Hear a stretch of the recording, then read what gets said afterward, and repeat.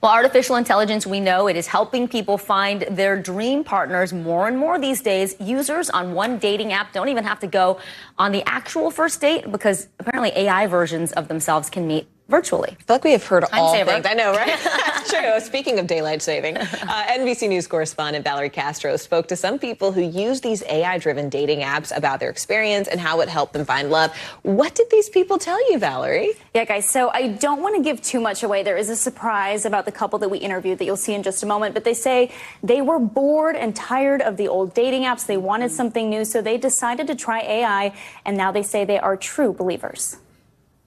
Artificial intelligence now taking some of the guesswork out of dating, using how you speak and how you look to zero in on that perfect match. I focus on true attraction, the magical spark you feel when meeting someone special. Iris Dating uses the science of physical attraction, that take your breath away moment when you spot a potential mate. So that's instinctive reaction, which you can say it's in our DNA. When attraction is present, almost nothing else matters. The AI algorithm uses stock photos to find out which features you find attractive. In phase 1, I'll show you random photos. Rate them as like or pass. Then it predicts which real person you might match with after learning your preferences. The app's creator says it currently has around 3 million active users. For Blake and Maria, these profile photos sealed the deal. I swiped and it said instant match. Which means that I had already liked him. It took one day. That's all it took. One day. And I found the person that I cannot live without. That was 3 years ago. Now they're married and parents to baby Connor. Once you set your preferences, it's pretty accurate and it gives you a few good options. So why not try it?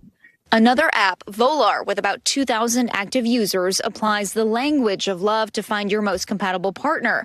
But that first virtual date is not between you and another person. It's between your AI versions. In that process of onboarding, it creates an AI version of you that will then go on dates with other people's AIs. Founder Ben Chang hoping Volar cuts out that awkward getting to know you phase. It just tries to talk like you. So how you text, are you serious or are you more casual? Do you use abbreviations? Do you use emojis? After that, it's all on you. You need to talk to another human. A recent survey by Cosmo and Bumble of 5,000 singles ages 18 to 42 found 72% agree that while AI can be helpful in dating apps, there is no replacement for human connection. What were traditional dating apps missing that you thought AI needs to have a role in this to make this easier? I think that dating apps, the last revolution was on photos, which is great. But what it's missing is real connection and chemistry between people. The matchmaker may be artificial, but the outcome for some, real life, genuine relationships. Oh, I love that. When they have a baby now. I know, so cute, right? So both of these apps are free to download. You can pay for certain upgrades and different features.